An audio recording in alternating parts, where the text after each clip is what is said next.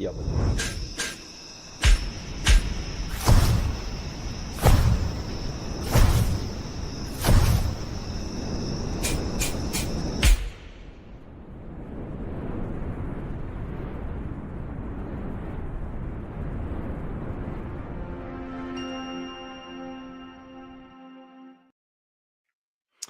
Yes, good morning, good afternoon, good evening. Welcome to Football Heritage TV.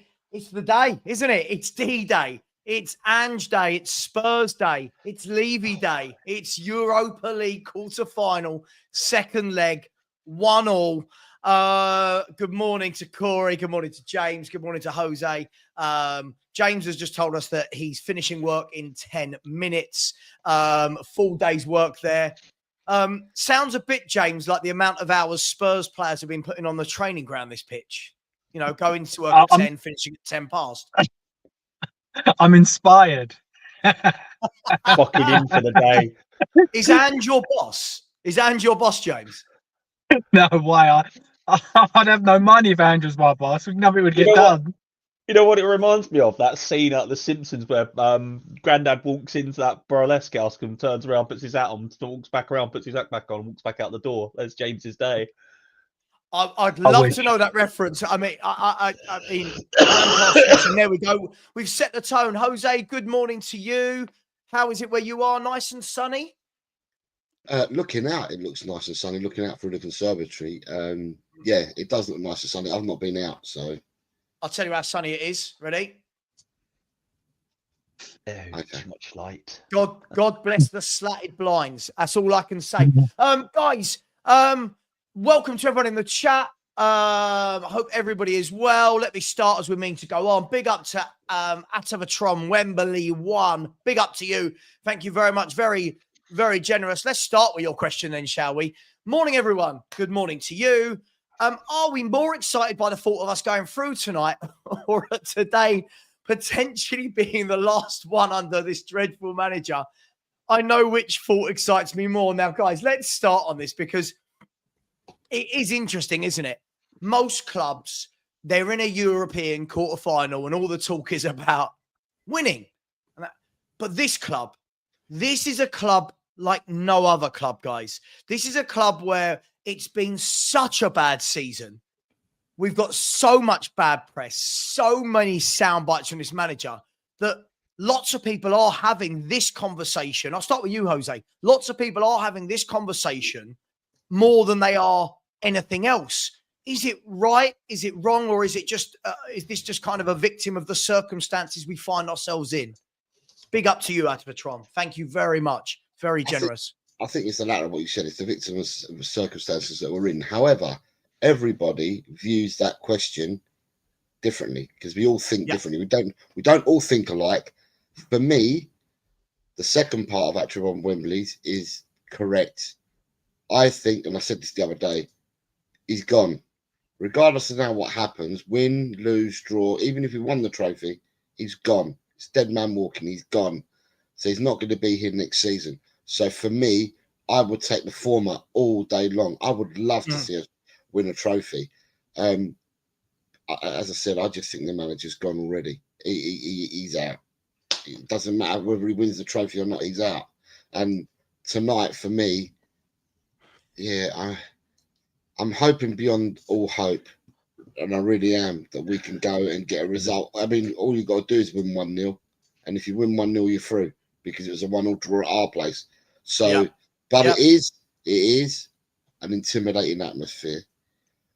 Their manager, I don't know. Did you see their manager's press conference yesterday? Yeah, Dino Topmuller. Yeah. He said, "We're waiting for him." Mate, listen, that isn't to be underestimated, by the way. The atmosphere, for anyone that doesn't watch German football, the atmosphere at Frankfurt is different. It's not the nice drums and the posh seats and the bands playing at half time. This is a real kind of, I don't like the word, but it's like that kind of ultras atmosphere. James, it's not a nice place to go, Frankfurt. However, that doesn't always translate onto, the team's going to be brilliant.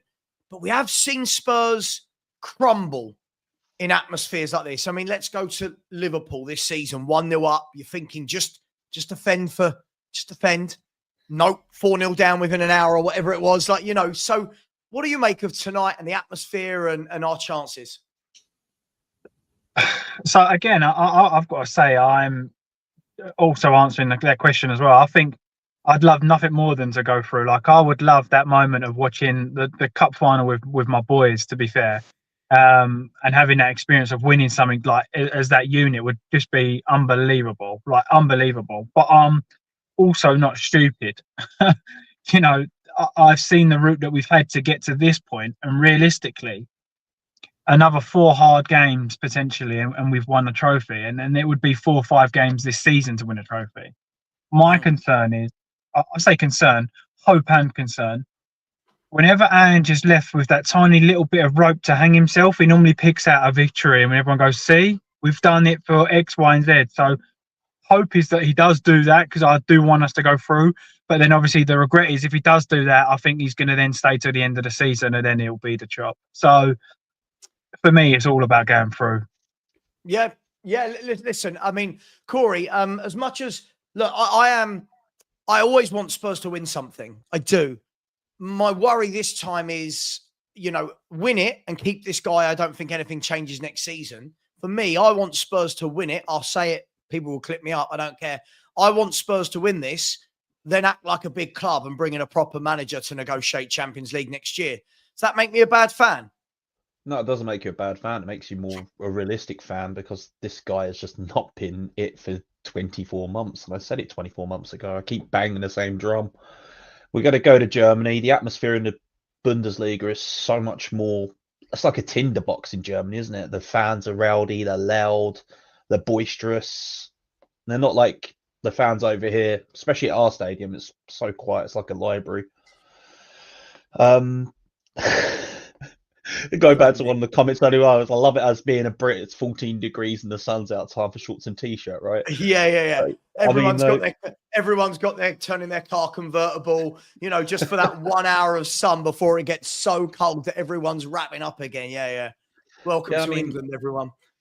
It just gets me. I mean, I would love us to see us win something, but I don't want to see a medal around the neck of this manager saying that he's won the Europa League with Tottenham. And then what the devil's advocate is, we win it and he ends up staying, and then we're back to the same way next season. I can't see it. I just want us to be better than what we have been. 18 games in the league now we've lost, or 17? I'm starting to lose count after 10. Yeah, it's a lot. Once you've got past 10 losses, and you've got more losses than the bottom 3, apart from Southampton and people above you. I mean, I think, was it Palace 7 games less than us lost? They're above us. They could get into the top half of the table. They had a manager change. West Ham have changed their manager. United have changed their. I mean, so many managers have gone through the doors this season. Why not us? I'm begging for the old Levy to come back. The guy that sacked Martin Yol at Getafe. What happened to him? I want my Levy back, right? I want my Levy back. Look, guys, I won't do a round robin. We'll just have a general chat. You know me. I don't like doing that.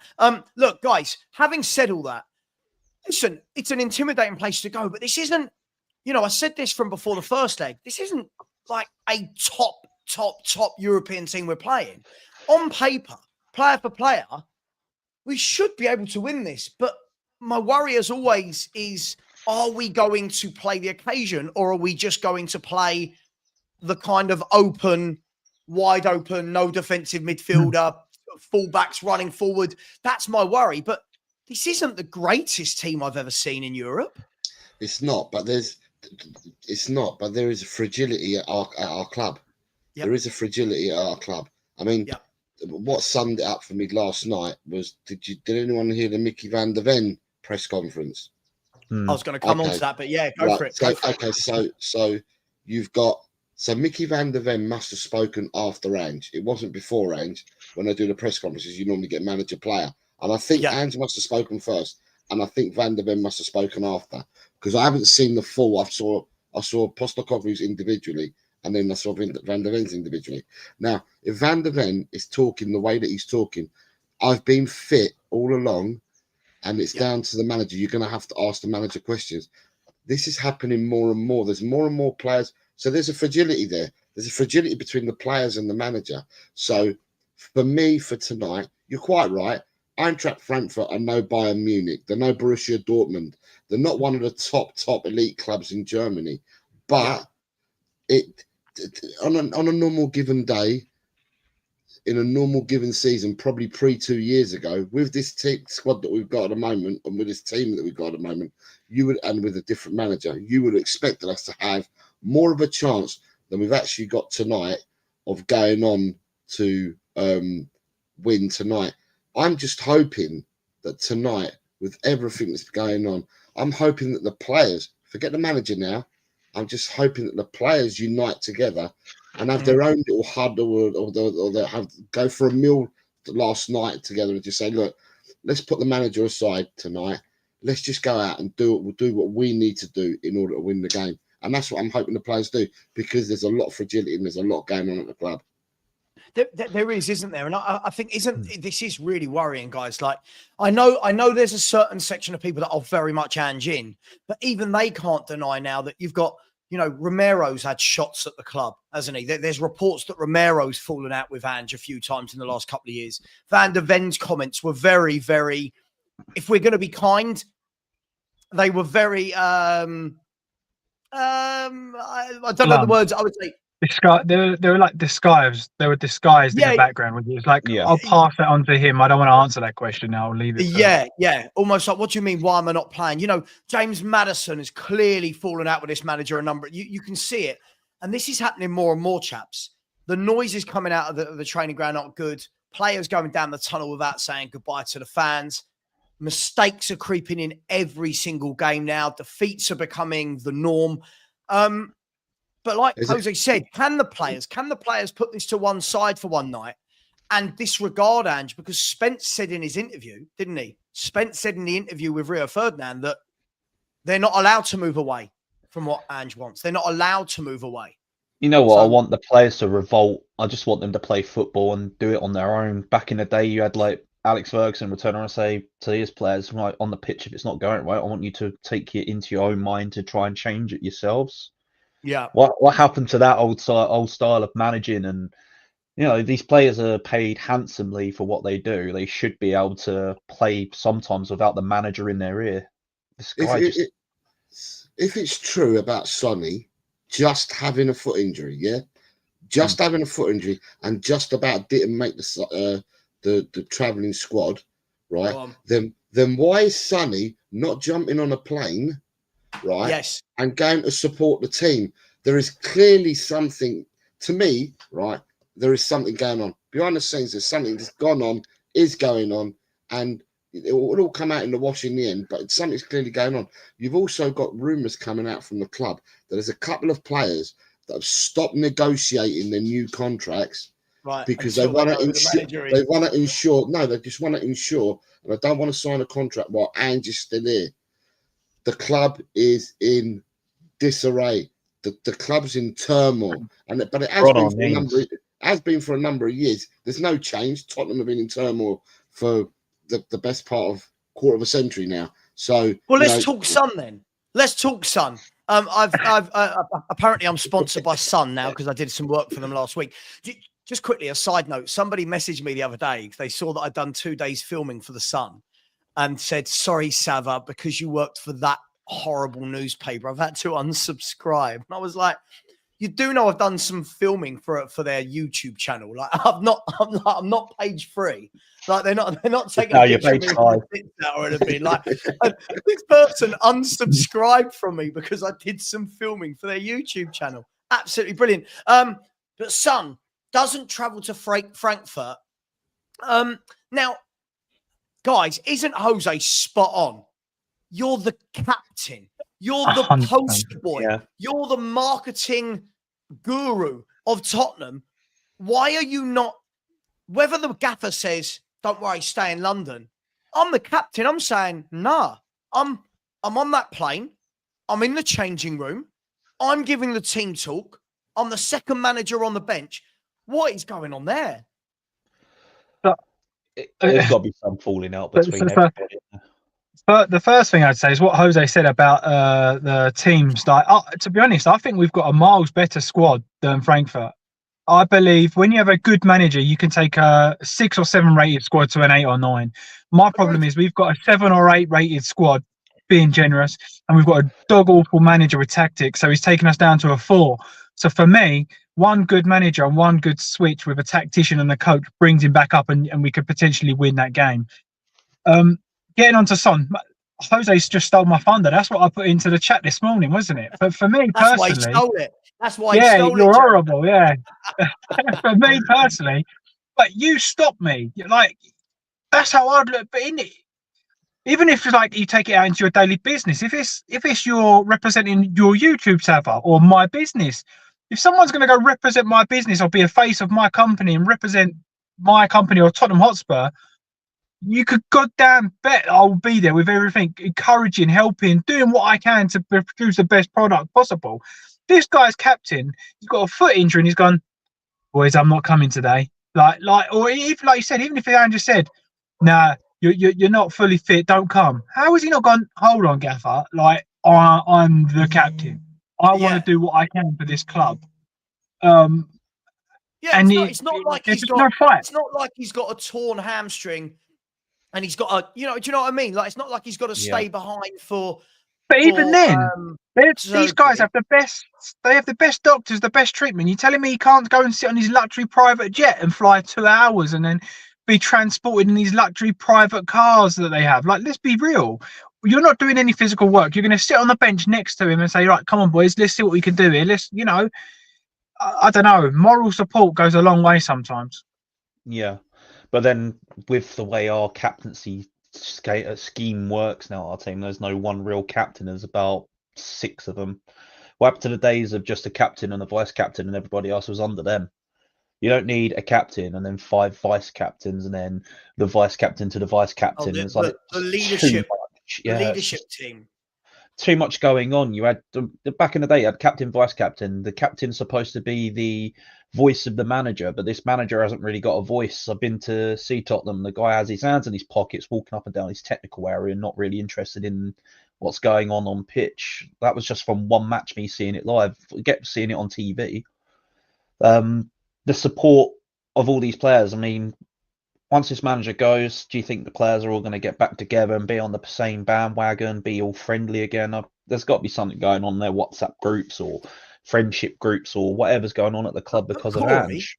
Corey, can you imagine Roy Keane, John Terry, Patrick Vieira, can you imagine these guys going, yeah, I've got a foot injury. Tell you what, good luck, guys. No, they would be on the first. They'd be there the day before the match, wouldn't they? Sonny waving the plane off as he got like, it just doesn't seem right. Can I add to that? When you've picked out Roy Keane there as a stereotype, if we pick out not that kind of captain, Harry Kane in the semi-finals of the Champions League, he sat on that side with, was it like an injury? He ran half the length of the pitch to celebrate with the boys because that's how much it meant to him. So we don't even have to pick the Roy Keanes and stuff, but we need someone that's like, here for the team. These guys took the first chance out, and that for me speaks wonders for Angepostecoglou. These guys ain't fighting for him. If they were fighting for him, they would be with him, helping him. The only guy I've ever seen fight for him is Tell and Spence, and that's it. I've never seen anybody stick up or show a bit of backbone for Angepostecoglou. So you've got Dan Payton's put in the chat at 10:24 that Neuer, the Bayern goalkeeper, he's out injured at the moment, but he travelled with the Bayern squad yesterday to support them in the semi-final, against Inter Milan. So, you don't, like James said, you don't have to be a Roy Keane type character. There are other players that are injured as well that go with their teams. So, this Sonny's got a foot injury thing, something. It stinks. The whole place stinks. It's as simple as. Doesn't it? It's not right, Jose. No, it's not. I don't care what anyone says. This club at the moment, I mean, listen, Jose, I think we're a little bit older than these two. I think only a little bit. And I think look, I just turned 40 this year. I just hit my 40s. I won't say what I was about to say. But listen, I've seen some really shit times, is my point. I've seen some really bad times. At the moment, though, everything feels bad, doesn't it? Like, you've got a CEO's coming in. We don't know why. Lots of people saying it's to do with Qatar and it's to do with those links. You've got the director of football who, hasn't done anything of note. The manager that's losing more games than any manager I can ever remember. You've got the fan base that is completely divided. You've got a mole. We've got a mole, right? You've got the captain you've got a captain not traveling to Germany. You've got all of the reports coming out. You've got Angepostecoglou saying things like this. Look, like just, you know, it wasn't the worst thing in the world, but it just summed him up. Hang on, let me see. Let me just, I didn't save it. There we go. These things like, I knew that wasn't going to work for me. Come on, quickly work for me. Go, go, go, go, go. There it is. Right. It's things like this.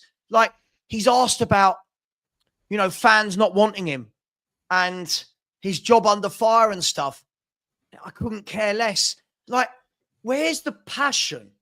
Where's the manager saying, you know what? I want to assure all Spurs fans I'm doing all I can, right? I want to say, I know it's not been good enough, but we are fighting. We are working. Instead, we've got the man going the other way, lads. He's going, I don't care. I don't care what the fans think of me. Well, hang on. In the summer, you said verbatim, the fans will let me know how well I've done. Yep. Now exactly. The fans are letting him know how well he's done. It's, I don't care what they think of me. He's not one of us. Doing this. When he's doing he's that, not, he should be sacked. He's not one of us. He's not Spurs. So when people go to me, you got to back the manager of the team. Nah, I'm Tottenham Hotspur. I'm not Angepostecoglou. There's something very wrong. Something stinks.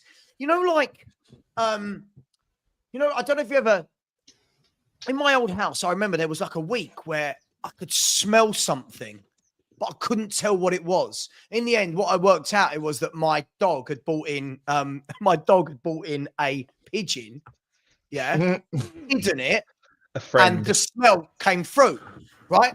So just a silly example, it was like, what is it? There's something not right. But you know, when you're like, can I, I start, do I stink? Is it me? There's something stinky at Spurs. Something is not right, inherently not right, guys. I don't think it's something. I think it's everything. I would actually beg to differ. It's a little bit of everything. When you're kind of going, like when you were saying about obviously this Spurs being the worst team, it might not be the worst team. Well, that's up for a debate, but I personally think it is. But this is the most I've ever been disconnected with Tottenham. I still get that. Tottenham are on today. I woke up this morning. Tottenham on today. Yep. Euro Cup quarter-final. Yep. And then when you actually think about it, you're like, oh, for God's sake. What I'll do is I'll charge my phone and I'll probably sit there watching your lovely face most of the time, Sav. So that's how it kind of ends up. And it does. Isn't it more of a Tottenham are playing today? Please don't do anything silly. Please don't embarrass us. Yeah. Rather than when you had the likes of Poch and Harry and it was can't wait for kickoff. But even if, with those boys, even if you're going to lose, you're still like, we're going to give this a go here. Like, I can't put my hand on my heart and say, you know what, regardless if we go out or not, we're going to give it a good go. Because I haven't got a clue what's going to go. We could win 5-0 tonight, but then there's no saying that we're going to lose 6-0. Like, I don't have a clue. How can you be excited for saying you have no idea what's going to happen? And where the football's been so crap as well, it's hard to get motivated with it as well, isn't it? You're just like, oh, Spurs are playing. Here we go, sort of thing. I've given up watching Tottenham. I've given up watching Tottenham right now. I would rather watch the Suns. You've not, because you're going to watch them tonight. I might not. I might go over and see. No, come on. I'm not having this, Corey. I would rather watch you stream it, mate, and talk about the match than me try and find a website where it always buffers every 30 seconds. And I mean, I want to watch it. I want to believe in this team, but this manager's just put me off of watching it. It's just so bad. Like I said, I want the players to revolt and play for themselves. Yeah, I mean, look, guys, let's have a look. By the way, Jay, I mean, again, it goes to show all these people who keep telling me how crap our squad is. Look at what Eddie Howe is doing with Newcastle. Nothing short of sensational. He's a proper leader, because a good leader doesn't have to be there. So he's a proper leader because he's not there and they're still performing without him being there. That's proper leadership. Proper leadership. This isn't the worst Spurs team.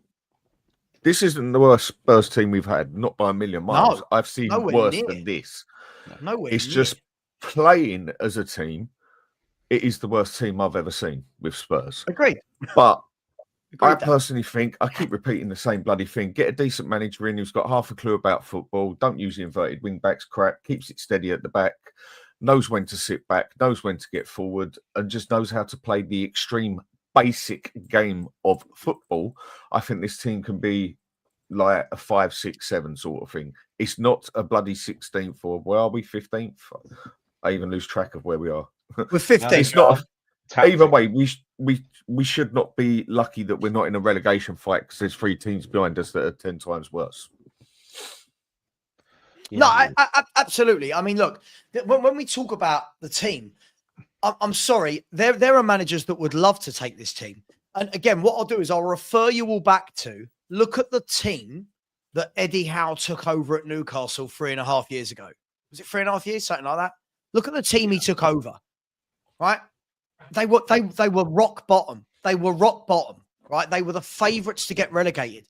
Joe Linton was a striker, right? They couldn't score. Look what he's done. Jacob Murphy right now is the most informed player in the Premier League. When can you say that about any of our players that are average under? Let's be fair, Jacob Murphy's a decent footballer. Look what he's getting out of him. Look at the midfield he's managed to cobble together. I say cobble together because Newcastle haven't spent as much money as people think. Look at the back four. Dan Burn, like Dan Burn was a left back. He's now and playing he was at centre Brighton. half. He's now playing centre half, and they're winning week in, week out, playing brilliantly. He got himself into the England squad. Fabian Schär was a mess before he turned up. Livramento couldn't stay fit. Lewis Hall wasn't getting a game at Chelsea. Look at what this man does. This is a coach. This is a guy who's come in, breathed the feel-good factor into the club. And last year, look at all the injuries he had at Newcastle, right? Still finished 7th. Still finished 7th, guys. League as well, weren't they? Right? So this whole, our squad is terrible. You give Eddie Howe, Basuma, Bentancur, right? Son, Maddison, Kulusevski, Solanke, right? You give him them players, Porro, Adogi, Spence, Vicario, Romero, Van. You give him that team to start with and go, this is your base. We don't think he's getting 6, 7 with that team. It's absolutely crazy. For me, my dream scenario, if I'm at Daniel Levy, what I do like now, end of the season, I bring in Glasner and I bring in Adam Wharton, and I would expect top 4 with that squad, to be honest, because if you look at your flat back 3, I think Danto's been class. I think there's a player in Romero. I think Van der Ven is a flat back 3. I think if you look at that as a flat back 3, as in defensively, you think, that's all right. You've got Udogi one side where he's got not no responsibility, but a little responsibility of getting back with Pedro Porro. You move Son and even Brennan Johnson almost from wings to second strikers, and you have 3 forwards. I think you have Adam Wharton protecting that back line. I don't see how that doesn't get you guaranteed top 5 or 6 with someone like Glasner, who's available, and Adam Wharton, who I personally think would jump at the chance as well. So we're not a million miles away. The fact that we're 17th or 16th is a disgrace. I called it with Adam Wharton, though, with going up to sign him, to be honest with you. I said he's been there 2 seasons now, Wharton, hasn't he? Was it this season?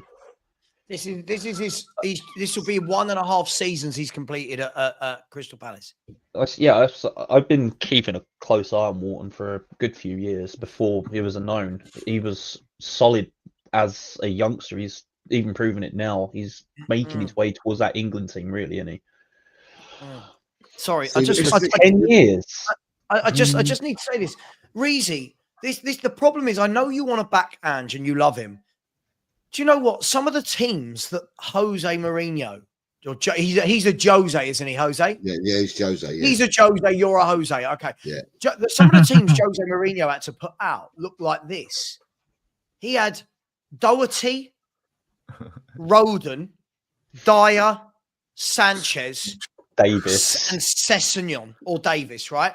He had Winks, Sissoko, and Ndombele, Kane's son. So he had Kane and Son, brilliant, up top. Look at the rest of that 9. That's what Jose Mourinho had whilst getting to a cup final, and only 3 managers had more points than Jose Mourinho in his 18 months tenure at Tottenham. So no. And he had Emerson Royale. This is not the forgotten man. Hang on. This is not the worst Spurs team we have seen for 10 years, Reezy. This is the worst manager we have seen. There is imagine Ange had that team that Jose Mourinho had. Relegated. Right. Definitely. Imagine he had that team. People go, yeah, but Prime Kane. Yeah, but that's one player. This team didn't have Romero, Van der Ven, Porro, Bergvall, Bentancur, Maddison, Kulu, Spence, Adogi. It didn't have these players. We need to stop this lie. This lie is just wrong. I've Sorry, just got to say this, Reezy. Just go look at the manager's stats. How many games he's lost in he's been here, 23 months now? How many games of football he has lost in 23 months, and compare that to the likes of, Poch in nearly 5 years. Now start adding games. Add this to it as well. People still keep complaining about Harry Kane. Yeah, he's missing Harry Kane. Anyone would miss Harry Kane. But we're in 15th and plus 10th on the goal ratio. So scoring isn't a problem, is it? No, it's winning a match. So Harry Kane missing, anyone would miss Harry Kane. No two ways about it. Yeah. Harry Kane. As far as I'm concerned, he never had Harry Kane in the process. He never had Harry Kane, and he knew Kane was going to go anyway. And we didn't have problems scoring goals last season. We haven't really had problems scoring this season. I think we've scored in purple patches, definitely, but we are still plus 10 and got a better goal ratio than anyone from 5th downwards, if I remember right, or even 4th downwards. I mean, Aston Villa's goal ratio, they're like on a 1, something like that. Anyone from, I think, 5th place down, 4th place down, we've got a better goal ratio. So saying that he hasn't got Harry Kane as a striker, to me, that's BS, basically, because scoring hasn't been a problem. Dan, do you know last season, Spurs scored more goals than the 5 previous seasons that we had Harry Kane? We scored more goals with before anyone takes it the wrong way. Yes, I want Harry Kane. Yes, anyone in the world want Harry Kane. But this has not been a problem. I'm going to show you some stats, right? You're saying a good manager still gets this team around 7th or 8th. Why are Nottingham Forest 4th? A manager that we didn't believe in. Why are Nottingham Forest 4th? Right? Why are Brentford above us? A good manager, like Danny just said, this is what our fans don't get. Our fans don't get it. Do we suddenly think that Bentancur, Basuma, Porro, Adogi, Kulusevski, Romero, Van der Ven, players we've all seen play well at other clubs, are suddenly rubbish at Tottenham Hotspur? I'm not buying it. I'm not buying it at all. Look, let me show you. Let me show you this, right?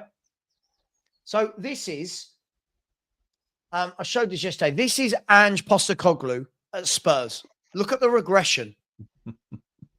Look at the regression, right? Now, this is the manager that wanted Solanke. He said that. This is the manager that wanted Van der Ven, wanted Maddison, wanted Johnson, wanted Vicario. Everyone's telling me how good Porro is. Spence apparently is brilliant and should be playing for England. Everyone thinks Bergvall's the greatest young player in the league. What's the problem then? So why that? Look at the regression. That is in 20 months or 22, whatever it is. Right? Now, look at what Conte did.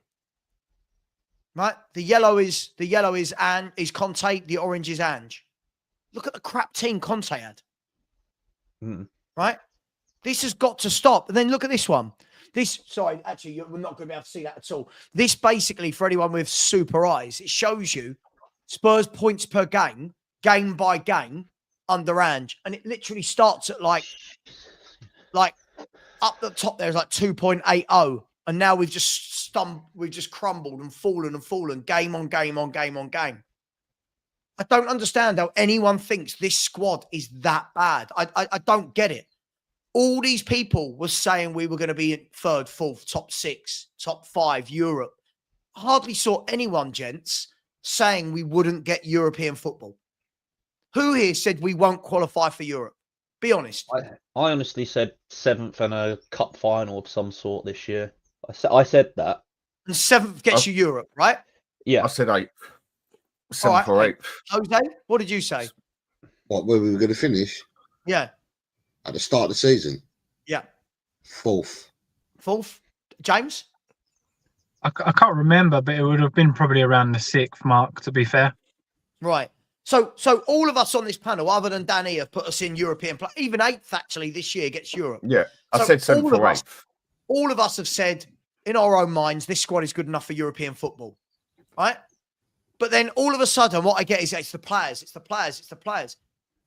I'll say this time and time again. Look at Bournemouth, look at Brentford, look at Forest, look at Palace. These clubs do not have better squads than Tottenham Hotspur. If I offered all of you right now to swap our squad for Fulham's, who's taking it? No. That's all it would have been is 1 or 2 players out of every team you're saying. I would have looked at Palace and said, yeah, 1 or 2 players I would have. I'd have looked at Fulham's, maybe a player I'd have. Look at Bournemouth, maybe a play. We'd have looked at it and said, maybe you can pick a player or 2 out of each of those teams. But not one person I have heard and spoke to, me included, any of us would have said, I'll take Fulham's team over us all day long. I take Bournemouth. I take Brighton. I take Palace's whole team. It would have been what? Out of Palace, I'd have had what? Eze and what's his name? Guahi. I'd also take Walton. Guahi. The left back is pretty solid as well. Yeah, but I would have said that at the start of the season. Yeah, I agree. Just then, they're the 2 players I would have had, and I wouldn't have really looked at anyone else.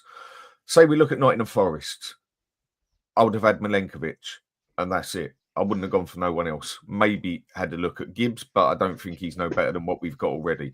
And then Fulham, you can. That's what I mean. You can name 1 or 2 players out of what we would have had, but not one person would have swapped their whole team for any of those teams above us. Exactly, Dan. Exactly. Arsenal, but now the revisionism, City, revisionism is that this team, none of the players are good enough. And someone just made a great point, not this guy. Someone just made a great point and said, these players deal with this man's personality day in, day out. We see him just in the interviews and the press conferences, and look how much we think of his personality. Why would they want to play for that?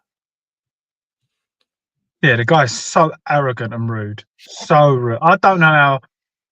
Well, I can only imagine he doesn't talk to his players like that. But if he did, I wouldn't be spoken to like that by my boss. I just find he's so rude and arrogant, to be honest. Like, what gets me with the whole anyone in any job acting like that towards, I can't even call us fans anymore. We're more customers, aren't we? We're all given a CRN reference number, customer reference number, so you can go into the stadium and spend your money. When you've got managers berating not only the press but the fans, and then doing this crap, and then the guy should be sacked. In any job, if you're like that towards anyone at a shop, you're getting called into the office, you're either disciplined or sacked. How this guy has not been sacked yet is just I actually, the other point, James, you would take that off your boss. Don't say you wouldn't. You would take that off your boss, or you get the sack. And the players go in there, and if he gives it that crap, they basically have to sit there and shut up, or they're not getting in that team. And I think that's what's happened with Maddison. I can't vouch for the others. I mean, the rumour says that Romero and Son has fallen out as well. But Maddison, I think, has been the one that has told him, Gaffer, whatever he wants to call him, this ain't working. And then just turned around and thrown a stubborn one on him and said, well, you're not getting in the team. And the thing is, you have to take the crap off your boss. Otherwise, you get the sack. Unless you've got a better job sitting next to you, you do what the boss says. If he tells you on the pitch, play inverted, and you don't play inverted, he won't let you play a game. So you've got to do what the manager says. But you should also have your high expectations and standards of yourself. And if he ain't going to play for you, then you need to look elsewhere and go to a winning mentality and somewhere that you're going to thrive. So you sit on the bench for a year. Yeah. I would. Yeah, personally, I would. If that was the case for me personally. Your career. No, I don't think. Not with the players that we've got. I think that the younger ones are doing everything he says. Yeah, I agree. Romero, Van der Ven, Maddison, they will go, I'm out of here. And then have clubs within a heartbeat. Or Romero, I agree with that. If you go back to the European Cup game where Maddison and Sonny got substituted off, and both of them sitting on the bench talk about this shit isn't working, it's coming from your players. This manager is not a manager. I think he's already been sacked, personally, because I feel like the last 3 or 4 weeks, I mean, he was always fairly rude, but the last 3 or 4 weeks, he's kind of completely shut off to everything. I don't care what they think about me. It ain't going to affect me getting a job. If someone else can come in and do it, fantastic. And that's all started about 3 or 4 weeks ago. So personally, I believe that him and the players know he's gone. So what they're doing is just getting by until he is gone. At the end of the season, it leaves 1 year left on his contract, so it's cheaper to pay him off. That he's gone. They know it already. I think he could tell from his body language. He's gone. You got to look at it on the business side of sense as well. This is also affecting what Levy is going to potentially do with this club to bring stuff in. If you think about it, if we're a struggling football club, a struggling brand, Beyonce isn't going to come to the stadium and sing, is she? She's going to want to go elsewhere. But it's like, I completely disagree with that, because who cares if you're there performing? What's Beyonce got to do with anything? It's just like I'm trying to get towards the business sense of it. You know, if you're trying to bring all these extra revenues in, these people can turn around and say, "Nah, there's so much bad press around your club, around this stadium, around this team." Nah, I disagree. Corey, I'm going to ask you. I'm going to ask you a question. One, do you think Beyonce or her team of people around her give an absolute flying shit about Tottenham Hotspur and Daniel Levy? Right? Do you think it's? And two, do you not think it's going to be a little bit more about, hey, Beyonce, you're getting £100 million for your European tour, and 2 of the stages are going to be at Tottenham Hotspur? She'll be like, I don't care. She's not going to give a flying shit. I think I get you on a few of her fans would give a toss if there was 2,000 Spurs supporters out there making a noise. I think some of her fans would get the ump. No? I think they would. I think you'd make them feel uncomfortable, but I don't think it would make a difference. I think that's what I was trying to get at. It'd make anyone feel uncomfortable if they're like that, if there's a protest every time something comes over. Yeah, I mean, if there was a protest every time and it had 10,000 people, but I mean, come on, like, listen, I agree it affects the business side, but more from the point of view that we lose £3.1 million for every place we are in the league. And I was having this chat yesterday with Stell on the show we did together. The difference between 10th and 17th, for example, is £21 million, roughly, right? Give or take a few hundred grand. £21 million is the difference between sacking a manager for 10 million, then having 10 million to go and buy a manager out of his clause, or not. 21 million is the difference between getting a player on a free transfer and paying his sign-on fee. £21 million is the difference between giving 2 players 200 grand a week for his season, right? So this is where I think it affects him, and this is why I cannot believe Daniel Levy did not pull the plug in December when we still had a chance to move up the league. That's what I genuinely can't believe, that Daniel Levy has done that. I can't believe it in any way. Can I just bring it back to the Eddie Howe that we were talking about, because you lot went go for it. So, right. So and I'm not a stats person and shit, but I remember Eddie Howe managing at Bournemouth, right? When Bournemouth, it was a different Bournemouth 5-6 years ago to what Bournemouth that you see now. They had not a single pot to piss in when he managed at Bournemouth, right? And he made a team that came up with the smallest budget, and when I say smallest, it was smaller than probably all the championship budgets that season as well. And he made a really good team. He made really good players. Yeah, eventually they went down, right? And Bournemouth made profits from selling players on. He's now gone to Newcastle, and this is where we look at the coaching side. He's gone to Newcastle. They're now 3rd in the league, right? They haven't got the spending power that Man City have got because they're not allowed to, or Liverpool have got, or Arsenal, teams like that. I look at it and I see all the teams, including Tottenham, we're littered with international players, right? Littered. And so are other clubs. I look at Newcastle and he has William Osula, Jacob Murphy, Lewis Miley, Harvey Barnes, Joe Willock, Matt Targett, Sean Longstaff, Jamal Lascelles. He's got a squad where half of his squad are non-international players. Look how he coaches his team. Does he get the best out of his players? He's not been given all the gifts and all the tools to work with because they're all non-international players. He doesn't have the luxury that other clubs have got. Look what he's done at Newcastle now as well. So can I show you something? Can I show you something, Jose? Yeah, I just want to show you something, right? James, you got to go, bro. Yes, mate. Yeah, back to work. Oh, you got 10 minutes of paper left, have you, for the day? Always way past that time. I hope the part's coming for your customer, mate. Listen, you take your P45 back. Finish your tea break, James. Get back to work. Take care, boys. See you later, mate. Take care. Let me show you this, right? So just to show, to back onto your point, right? This is Bournemouth, right? Under Eddie Howe, right? This is Bournemouth.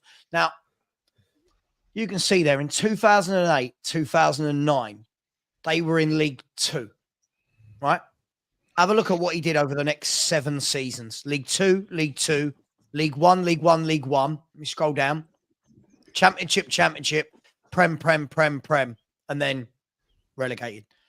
What a phenomenal job that is by anybody at any level of football to do that, right? That is a phenomenal job. I remember when he went Newcastle, I said, I'd love that manager. People were going, nah, he's not very good. Now look at Newcastle. Right? People that are saying that, Sav, really don't understand football and football managers. So you got to sit there and scratch your head at some of these fans. You're like, what? You don't look at what he's done. Look at his time at Newcastle. In 167 games, he's only lost 45. Right? We've lost 22 or 21 in all competitions this year.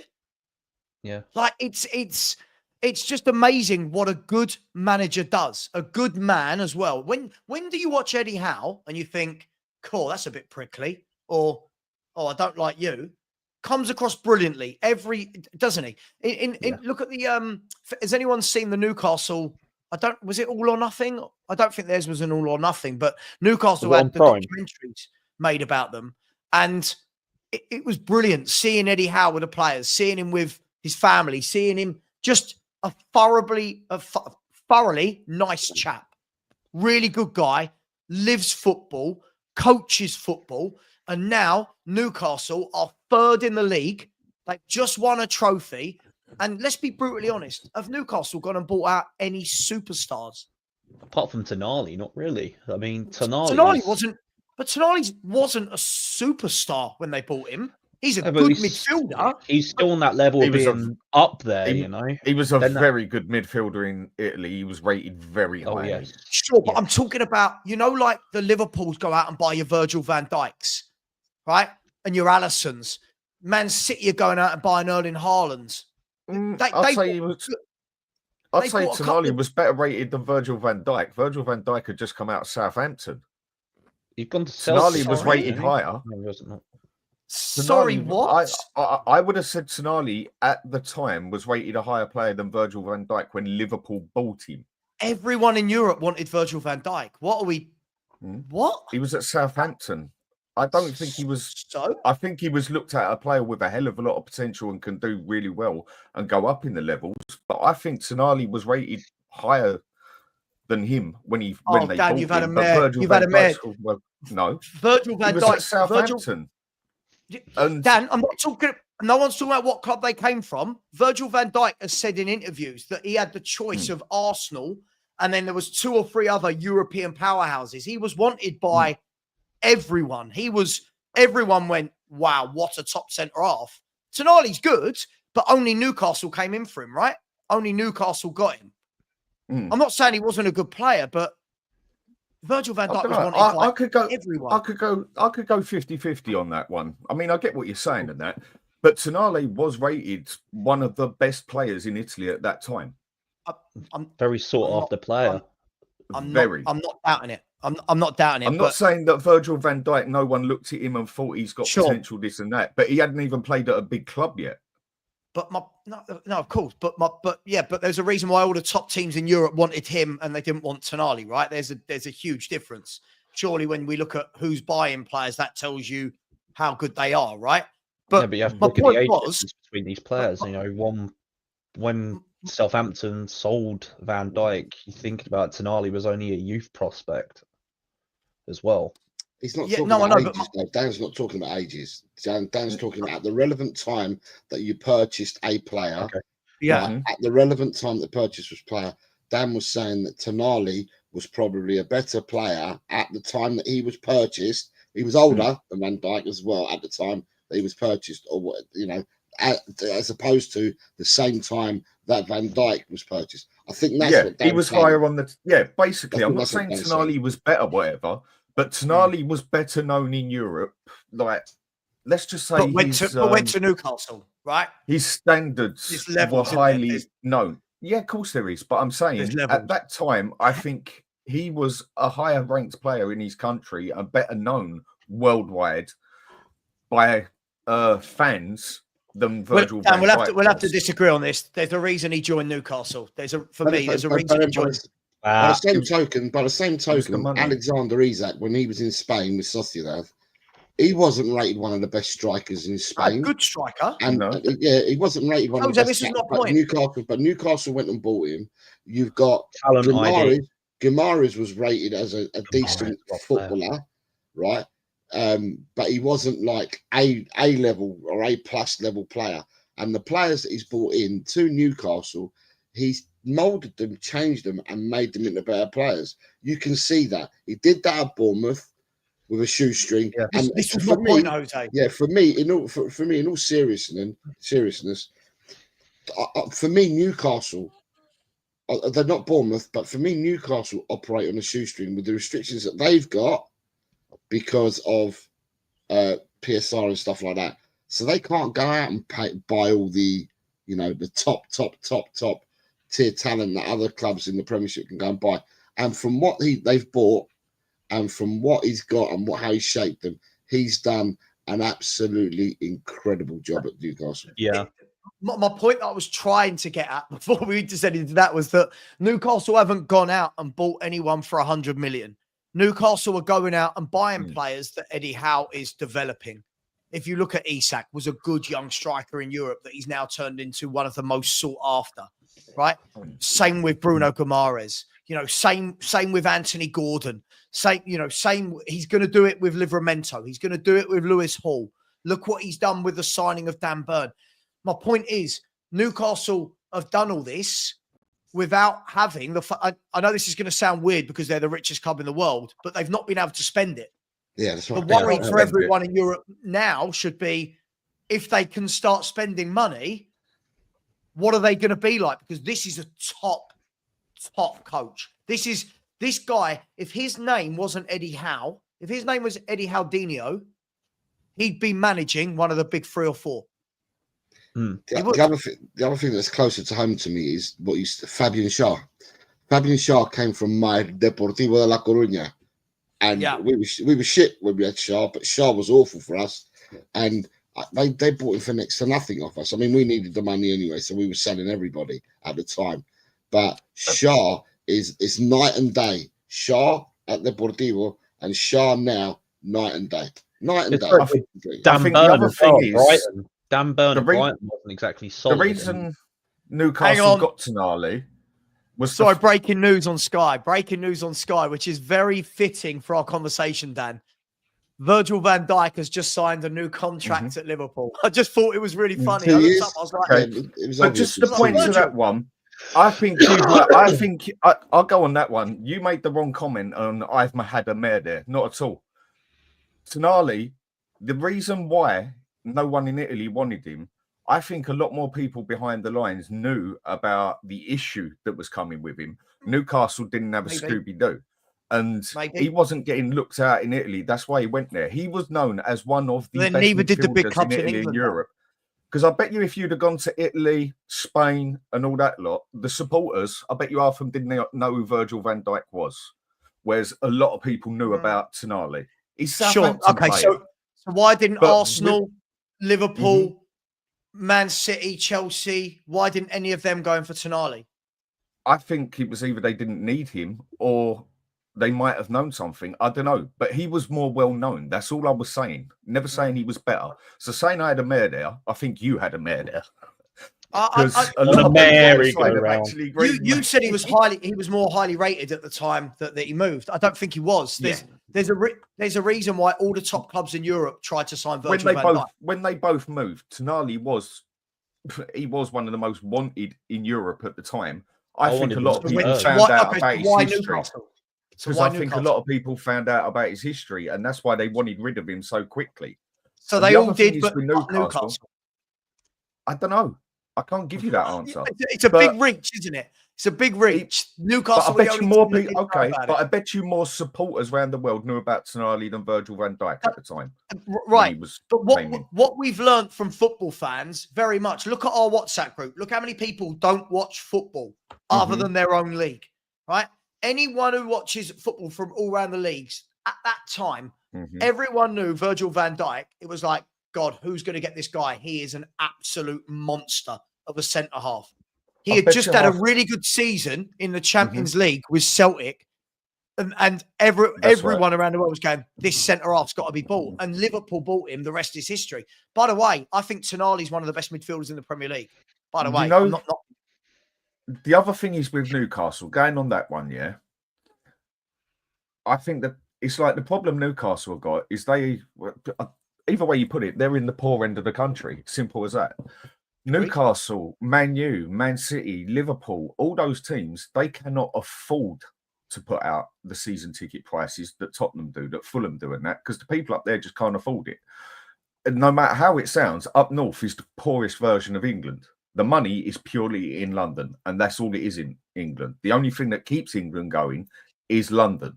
So they can't even make their money on tickets and stuff like that to what a London club could.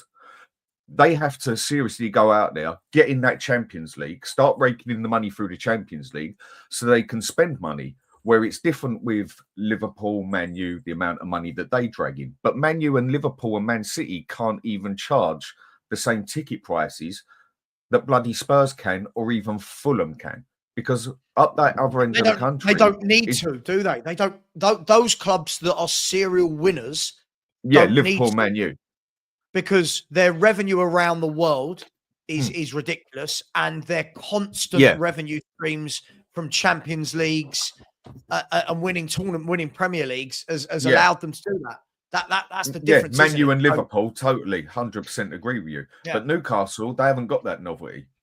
No, they haven't yet. But this is what they need to work towards, right? Exactly. I'm agreeing with you. They're going to get Champions League this year for me. I think they've got 6 games left. They are 5 points. So Champions League goes down to 5th, right? So Champions League goes down to 5th. So the difference between them and Chelsea in 6th is 5 points. 5 point swing in 6 games when Newcastle are flying. Can't see it. I cannot see Newcastle messing this up. So if they get Champions League, they've sorted out their PSR because they had to sell, Elliot Anderson and was it Minte to Brighton? Yeah. So they've sold them. They've sorted out their PSR. They've now won a trophy. They've got Champions League revenue probably coming in the summer. If they buy well, if they stick with Eddie Howe, by the way, I'm not one of these fans that says you must win the league next year, but keep progressing. Get top 4 again. You know, I think they're going to be a force. I do. So how true social media is and all that, but there's a lot of aggregators that are saying that they're sailing close to the wind again on PSR this season, and that if they are that close to it again this season, the player that they look to cash in on, don't shoot the messenger. I'm just going by what the aggregators are saying. It's Anthony Gordon. The rules for PSR, right?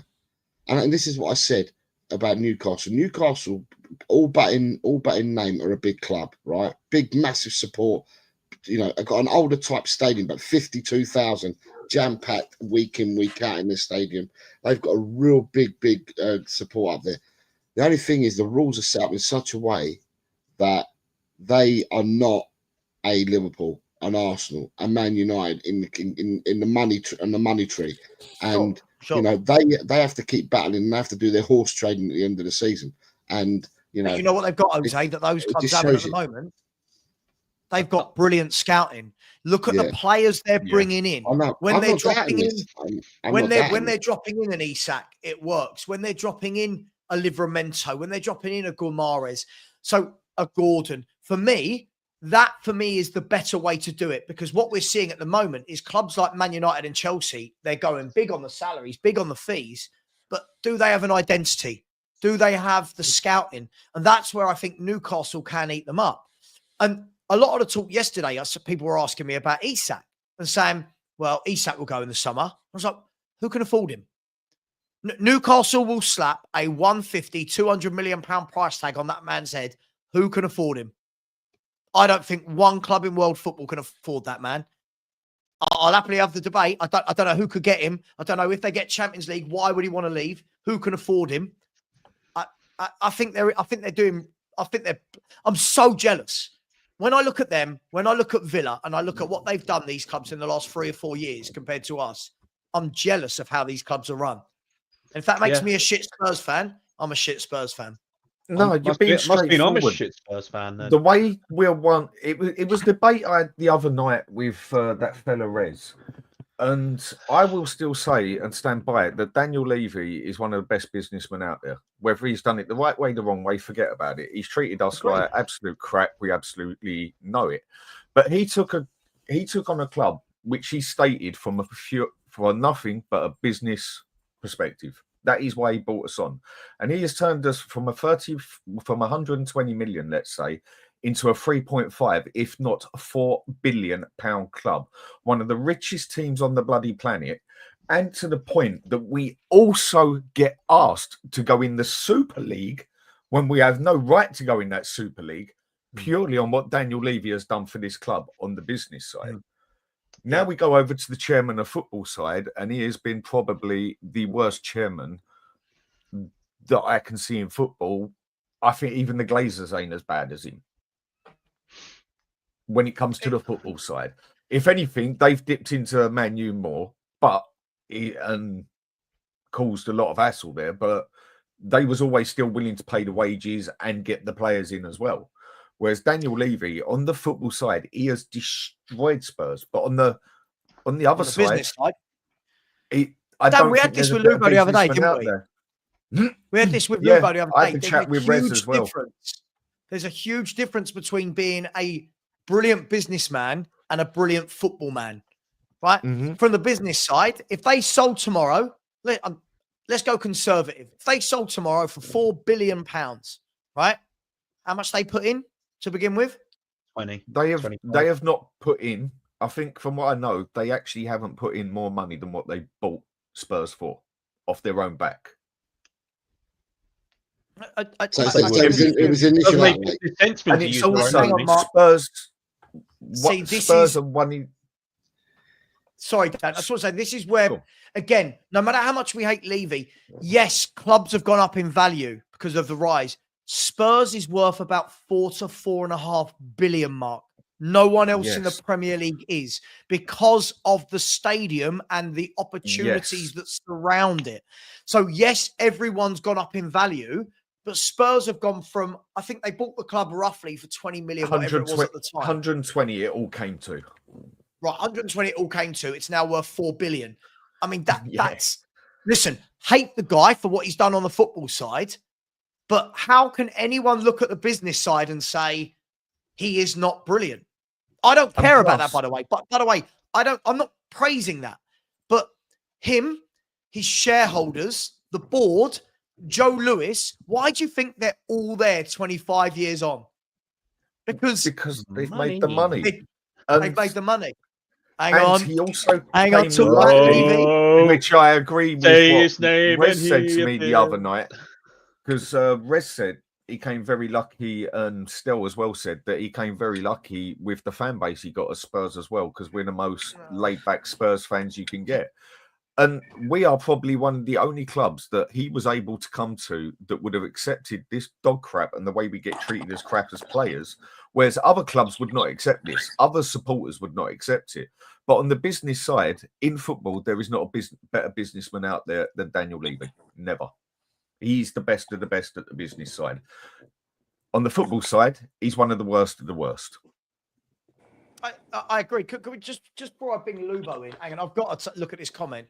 I mean, Lynn, again, this is where I think, no offense, this is where I think football fans just get a little bit silly. saying Savva, so why isn't Howe challenged for the title with the players he has?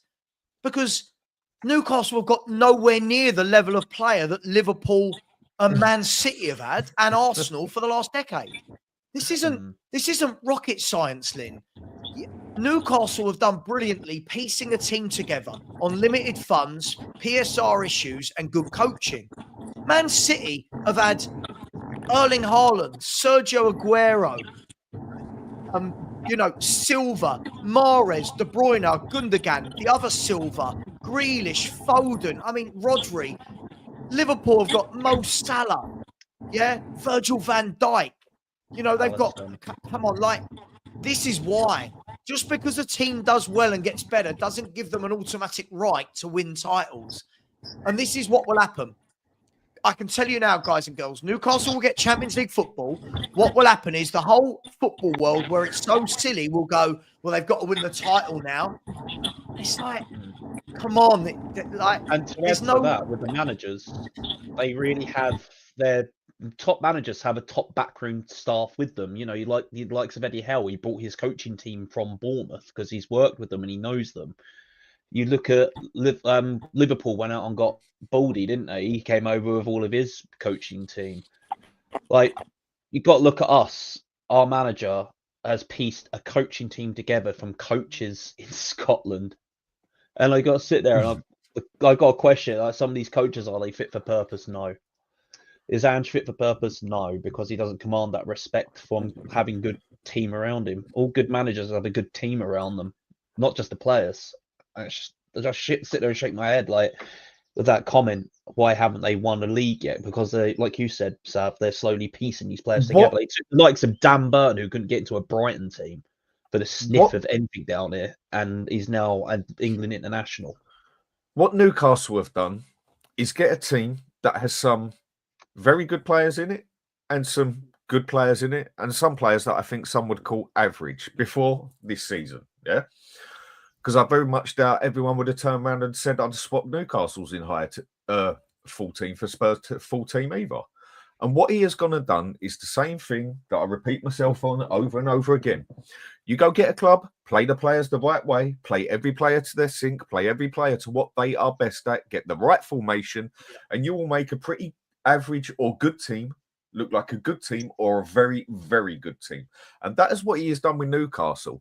He has made Newcastle, if anything, to an extent, almost look better than what you would say on paper at the start of the season, because he's got everybody ticking the right way and he's got every player playing to what they are best at. He has not got one player out of sync apart from now and again when he has to swap about with a striker up front. And that is why Newcastle look that solid, because every player is playing to what they are best at. Whereas at Spurs, we can name 7 or 8 players that are out of position, basically, that play. I mean, look how good Porro was before he came to us. He was an excellent wing back. Exactly, as soon as we start using him as an inverted wing back, crap. Look how much potential Adoge had from Italy. He was rated in Italy so highly when he came over to us because he had a brilliant season. As soon as you invert him, destroyed him. Look at what he's done to defenders. Look at what he's done to midfielders. The list can go on and on and on. If you keep, and Dan, how many Newcastle players come out you see that are unhappy? You don't. No one. Right. None of the players are coming out as unhappy. I haven't seen listen, there's Newcastle fans in my chat. Tell me if I'm lying. I haven't seen any Newcastle fans that are unhappy with the ownership, with Eddie Howe. I haven't seen anybody that's unhappy with the way the team are playing anymore. Again, it's coached. He's coached them properly, Dan. Like you say, it's not football management isn't difficult. Put the players in their positions. Exactly. And the other thing with it quickly is that people say you are a truly better player if you can play in several positions. Yeah. What Emery done? Okay. To me, that makes you more of a universal player as such when you can play, say, left, central, and right. But it doesn't mean you are better than that other player on the right because he can only play on the right-hand side. If you see where I'm coming from. Just because a player can play in 3 positions, okay, he's more universal. You might want him for your club that bit more because he can handle left, centre, right. But it does not mean he is better than that right winger who can only play one way. He can only just play one way in his way. Other players are just more universal, if that's the right frame I've used. And basically, our team is not universal. You can see that. They can all only play bar two or three of them in one sort of way. So if we basically did what Newcastle did, we should be up there fighting for 5th, 6th, or 7th. Newcastle, like I said earlier, Newcastle, a great supported club, got great support. They are the biggest club in that region and in that area. They fill up the stadium 52,000 week in, week out. They went through some really bad times with the ownership before. They sorted all that out. They've put their club on the straight and narrow. And I'm really happy for Newcastle, because Newcastle is one of the stadiums that you want to go to and that you want to play because of the support. And he's done what Howe's done there, and how Newcastle have recovered from the shit show that they were under. That what's it called? The JD Sports fella, from the shit show that I had before.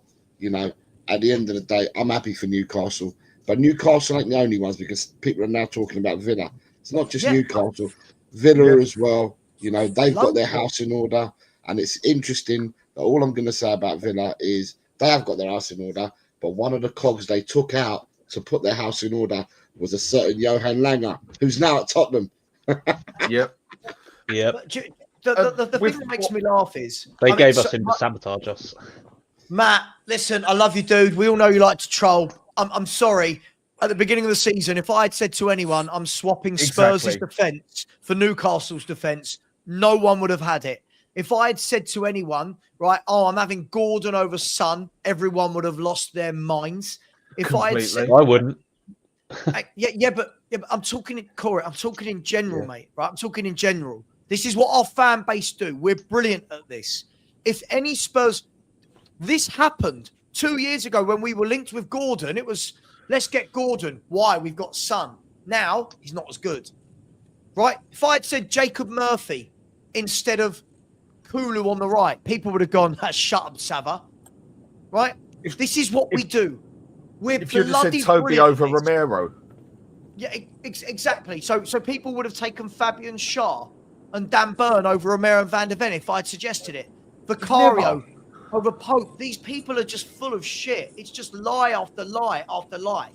It's now they would do it. Now they might do it, yeah. But at the start of the season, like I said, like you said, we'd have only taken a couple of players out of Palace, Fulham, Newcastle, whatever, and there would have still been an extremely high ratio of Spurs fans on here saying we don't need a single player from their teams.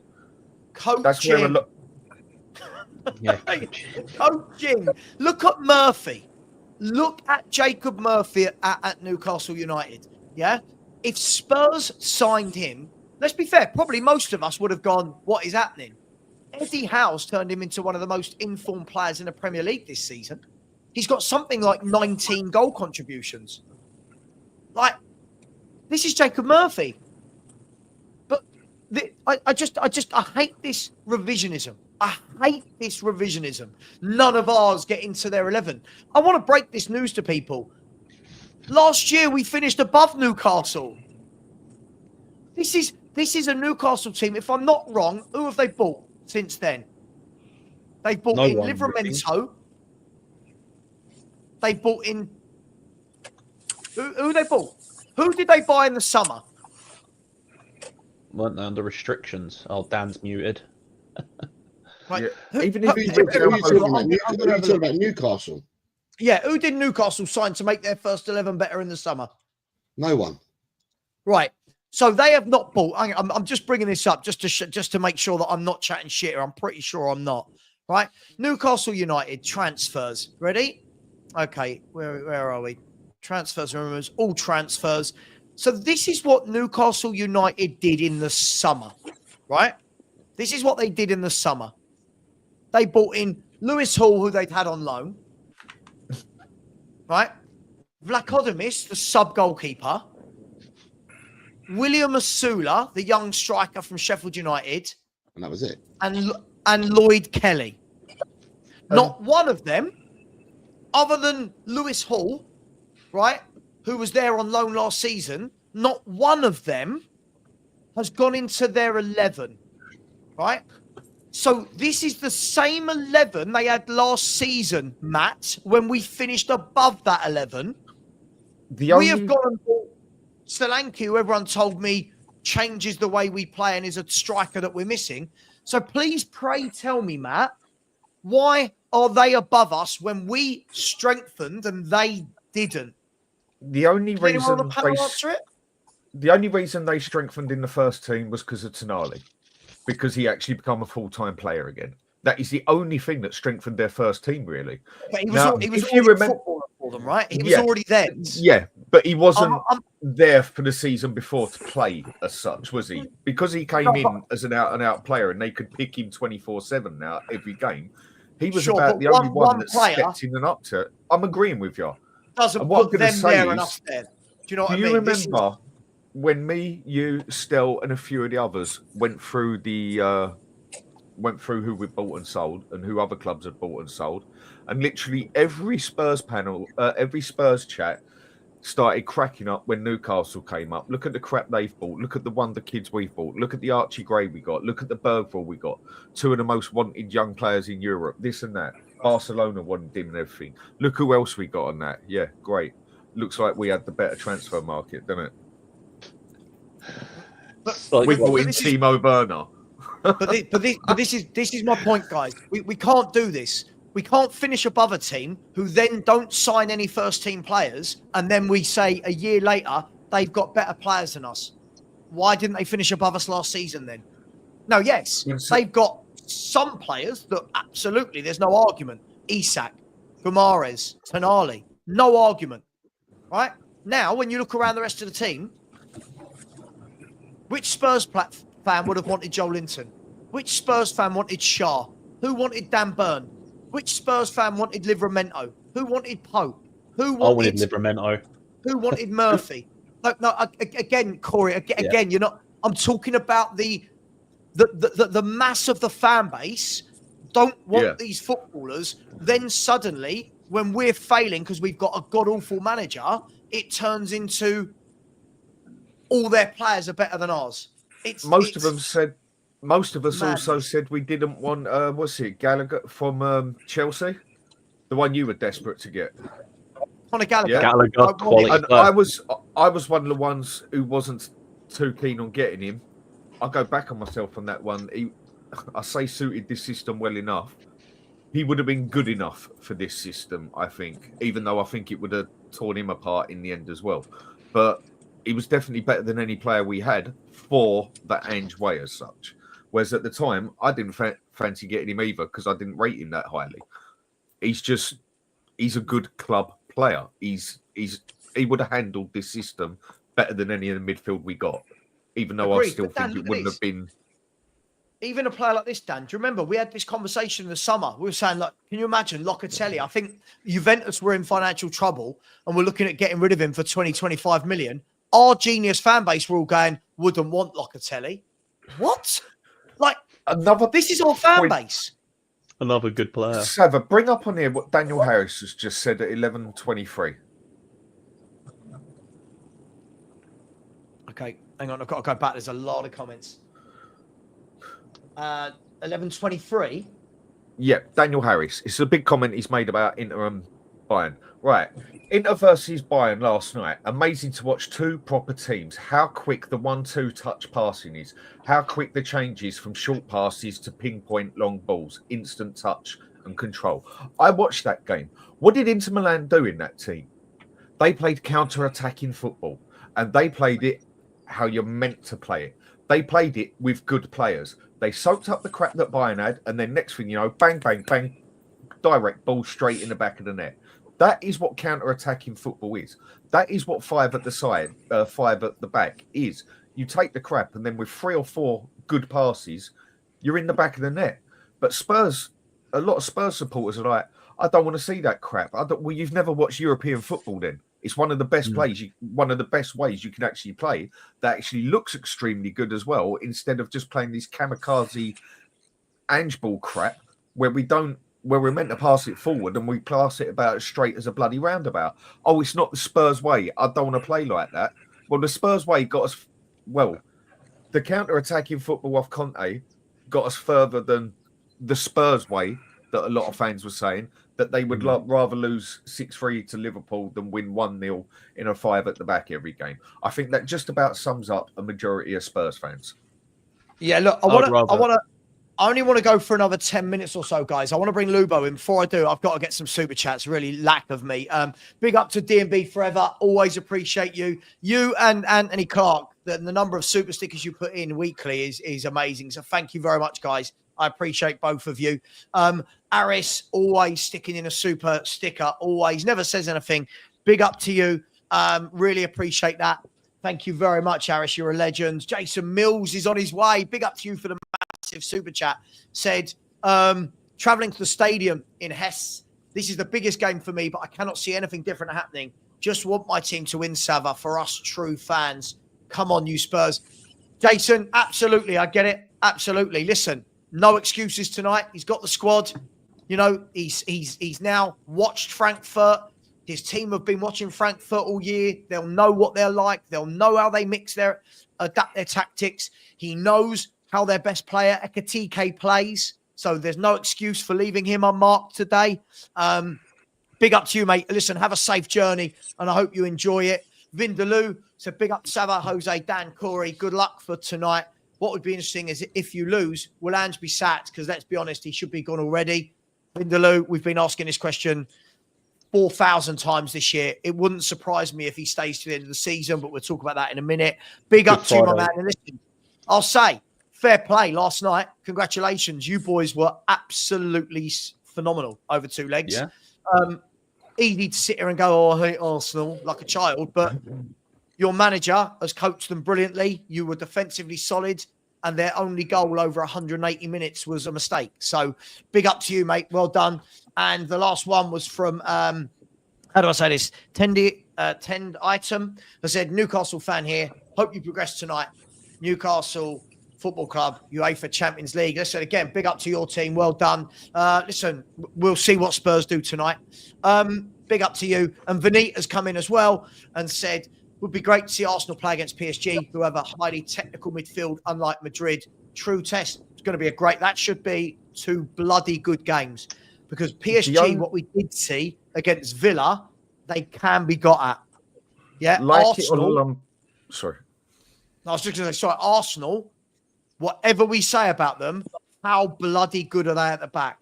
There's only one team I see better at the back at the moment than Arsenal, and that is Inter Milan. And if Arsenal play Inter Milan, I believe Inter Milan will do them because Inter Milan's counter-attacking football is 1,000 times better than Arsenal's.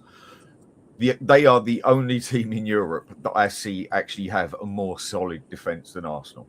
I know, okay, now start calling him an Arsenal fan because I just bigged them up. No, that's just football. Who said that? No, he said that people are going to say that because people will, yeah. Oh, yeah. No, I'm just saying people will say I'm an Arsenal supporter now because I've bigged them up. No, if you're good, you're good. You're bad, you're bad. And they have probably got the most solid defence in Europe, bar Inter Milan. Inter Milan are the only ones who've got a better defence than Arsenal at this. And I think the ones that Arsenal need to dodge in that Champions League is Inter Milan, because Inter Milan will do them on the counter. They are much better than Arsenal on the counter-attack. It's how they play naturally. But Inter are the only team with a better defence than Arsenal. I felt that last night Bayern really put it on Inter. I really did. I felt that Bayern really put it on Inter.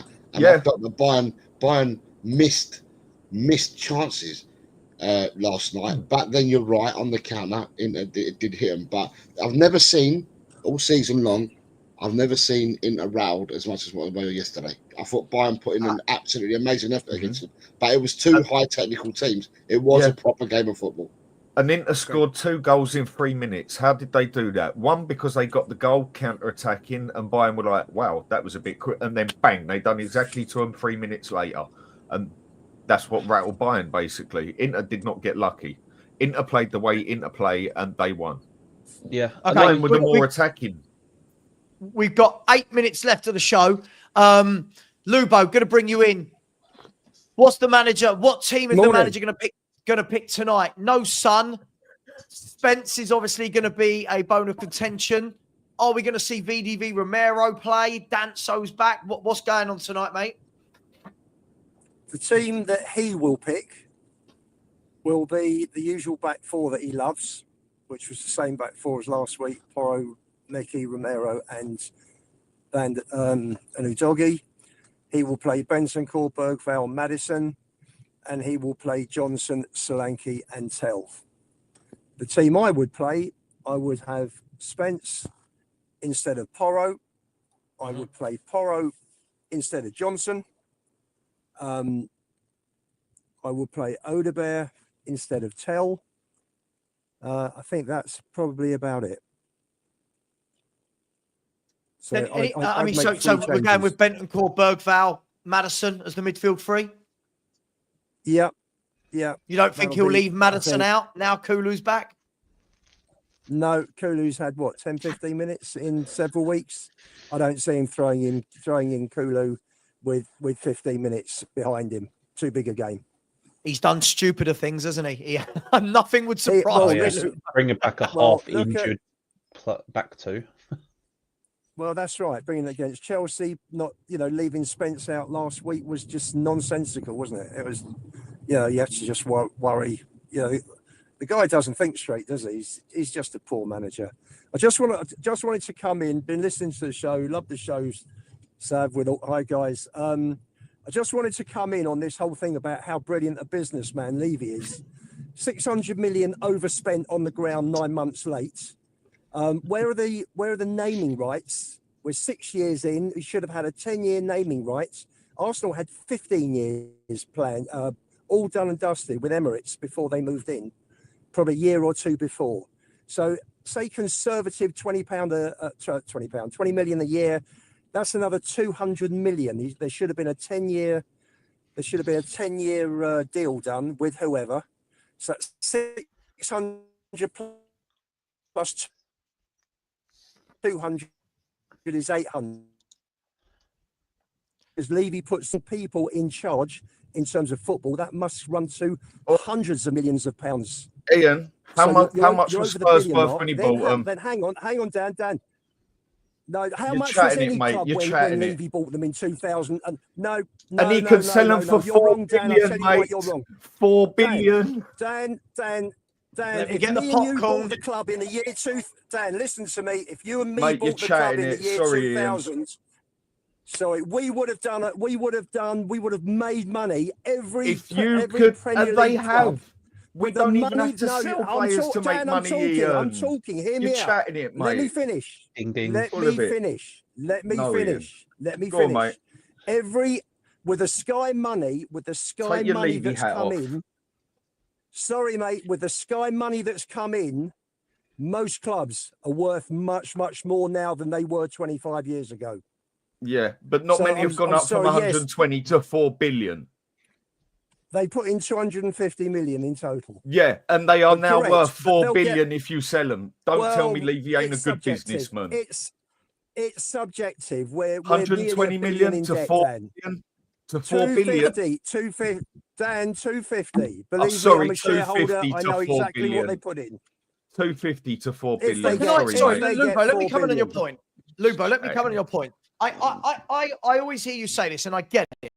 That we're talking about, the amount of money that Spurs haven't made because we haven't pumped in to the football side and have lost revenue from not winning titles and Champions Leagues and stuff like that.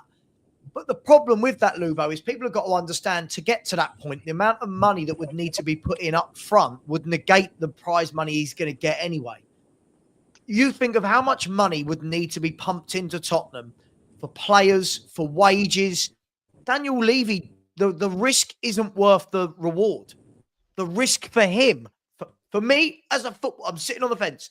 For me as a football fan, that's all I want to see. But as a businessman, he's going to look, isn't he, and go, hang on. If I want to compete every year with City, Liverpool, Arsenal, if I want to be up there, right, he'll look and say, how many players have these clubs got on over 150, 200 grand a week, right? That is millions and millions and millions and millions extra in wages a year. Now, how many players that cost that much? So how many players that demand that salary? Now, how much do those players cost? 60, 70, 80 million a pop? 50, 60 million? So now all of a sudden, Spurs... But you've been talking about Newcastle. Yep. Hang on. Half the show's been about Newcastle. How much have they spent on their players? What do their players earn wage-wise? Hang on, let me finish. Right? But the problem is there's a difference between doing it once and maintaining it. To make the kind of revenue you're talking about, Daniel Levy will look at it and go, is the juice worth the squeeze? The owners at Newcastle, Dan, they are the richest owners in world football. If they are allowed to, they will pump in money. They won't care. Daniel Levy's a businessman that cares about the business. I'm not saying it's right. But who are we buying? Right? Have a look, right, at Ndombele, for example. That one signing cost Tottenham Hotspur roughly £120 million over 5 years. Right? Now, how many Ndombeles you're going to need to buy at that sort of salary, at that sort of transfer fee? I'm not saying his ability, but I'm talking about that level, right? To turn Tottenham into a team that get that revenue every year from Champions League. And this isn't as simple as that. You've now got Villa that fancy themselves every year for Champions League. Newcastle will do. Arsenal, Liverpool, Chelsea, City, Man United will want to fancy themselves to get back for the Champions League. So the risk versus the reward is huge. It's a huge risk. I'm not saying don't do it, guys, but I'm saying it's just easier said than done. That if he does this, guaranteed Champions League money every year. Who guarantees Champions League every year? City, Liverpool, right? Arsenal have the last 2 years, right? Chelsea struggling to get it nowadays. Look how much money they're pumping in. Man United, look how much money they've pumped in. So, listen, I don't like Levy as much as the next guy, right? But we've got to be fair. I think these guys, like when I hear, like when Red and Stel were talking about it the other night, big up to both of them. When I hear Lubo say it, I think there's too much of the emotion of the hate for Levy versus the reality of you can't just say, right, this summer, go out and spend 400 million, put them all on 250 grand a week, and suddenly we're guaranteed Champions League football. It doesn't work. But Savva, the other thing that makes me laugh here is I had the same chat with Rez, and Rez even admitted it as well in the end. The question that he said is he's a bad businessman because of the way he treats his fans, the way he treats his consumers, whatever way you want to put it. Yeah, you don't. The customer is always right. Yeah, but the Spurs fans are so bloody weak. He can do a customer over all he wants. And Ian, I'll call you out on here. Come do a show with me. In that aspect, mate, you've just got your Levy hate hat on. Because 1 minute you talk to me and preach at me about how Spurs are one of the biggest clubs in the world. We should be buying Archie Gray and another player because we got the money to do it. Next thing you know, you're telling me we're so far in debt we can't pay nothing. Sorry, Ian, mate, you contradict yourself too much on that one. I can't listen to you. And it's nothing I haven't said to your face either, mate.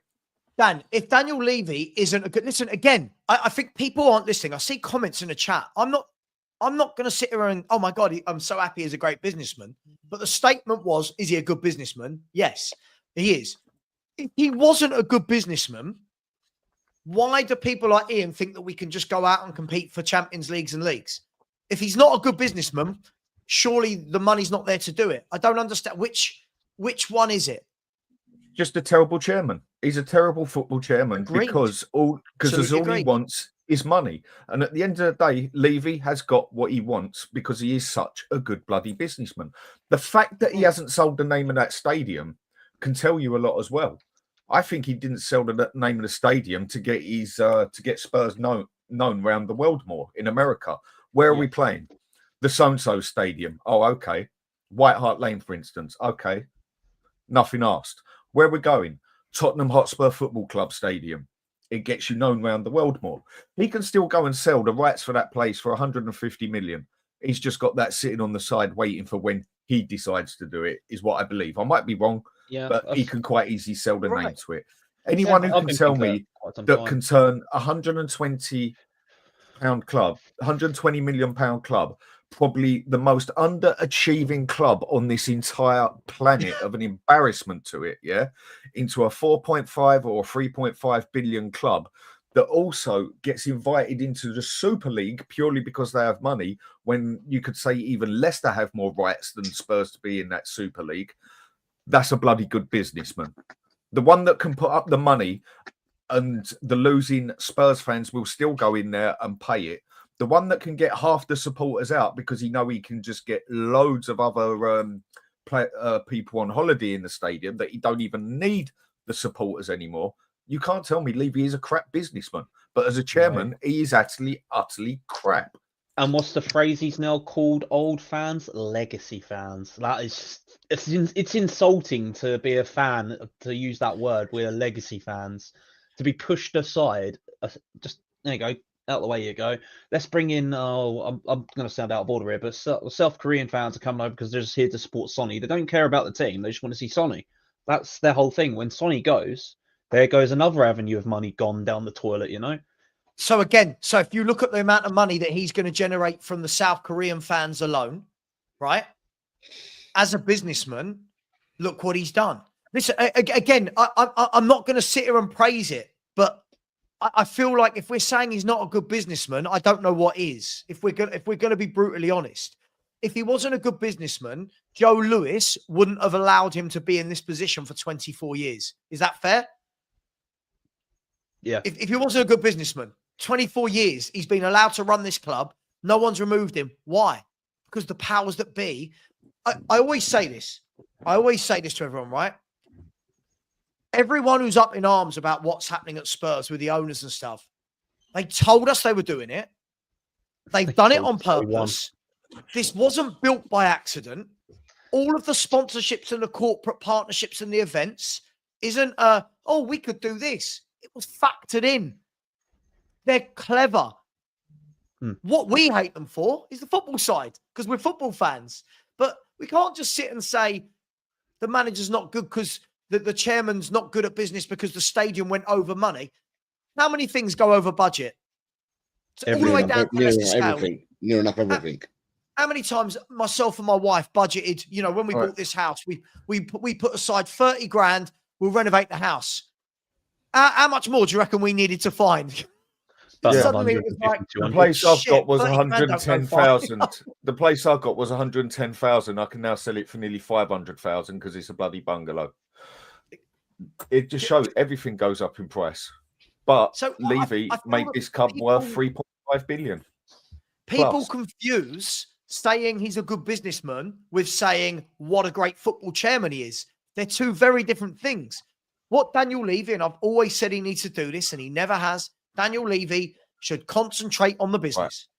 Right. I've got to shoot. I'll see you later. Yeah, I'm going to end the show in 1 minute, but I'll see you later, mate. Thank you. Look, any last words? Give me a score prediction, guys, for tonight. And I will be sending everyone over to Never a Foul because I'm going over there myself. Jose, score prediction for tonight. What I'd like the score prediction to be, more than what I think it's going to be, I'd like to see a 1-0 victory. I don't care. A 1-0 gets you through. A clean sheet? Okay. Any win by 1 goal, because that means you're into the semi-final. That's what I'd like. But with the way that things are going and the way that it's all unraveling at the club and the way that we've seen us play recently, and that might be too much to ask for. But a one goal victory gets us into the semi. Look, agreed. I know that for me, the manager's gone. Said it all along, said it all week that I've been on. The manager is gone. Win, lose, draw, the manager is gone. But as a supporter of Tottenham Hotspur, I would like to see us win a trophy. And he's still gone. He's still gone. But I'd like us to win a trophy. Yep. Corey, tonight, score? Tottenham Heart says 2-1 win, but I'm going for a Frankfurt 2-1 win. I just can't see it. I can't see it with this manager and his tactics, us progressing. We've got lucky to get this far, to be honest with you. We beat no one with real quality. And then when we've come up against the likes of Roma, at that time, they won their third manager. Couldn't beat them. Yeah. Couldn't beat Rangers. They were struggling. Yeah. the only German team we beat are now relegated. So it's like we're going to a stadium and the fans are known for being noisy. The German fan base, any team, their fans are noisy. There's a comparison. I mean, the away fans that are going to go with Spurs tonight are going to be noisy, but they're going to be drowned out by what Frankfurt do at their stadium. Yeah. Look, guys, I think it's going to be a 3-3 draw, and I think this game's going to go to penalties. I'm not going to call it. I just an English team in penalties. I would love the notion of a clean sheet. I look at this Tottenham, the way they're set up, and I can't see clean sheets. Guys, thank you very much. Listen, everyone in the chat, please get over to Jose. Get over to Jose, right? There is his link. Come on, guys. Get this man to 1,000. Please do smash that button. Please subscribe to myself. Guys and girls, I'm doing no other YouTube stuff. Actually, I'm going to send you all over now to Never a Foul. I'm going to join their show for an hour. And then I'm having the afternoon off. I'm live at 6:30. We'll see the team come in. We'll watch the game together. Other than that, take care. And as always, come on, you Spurs.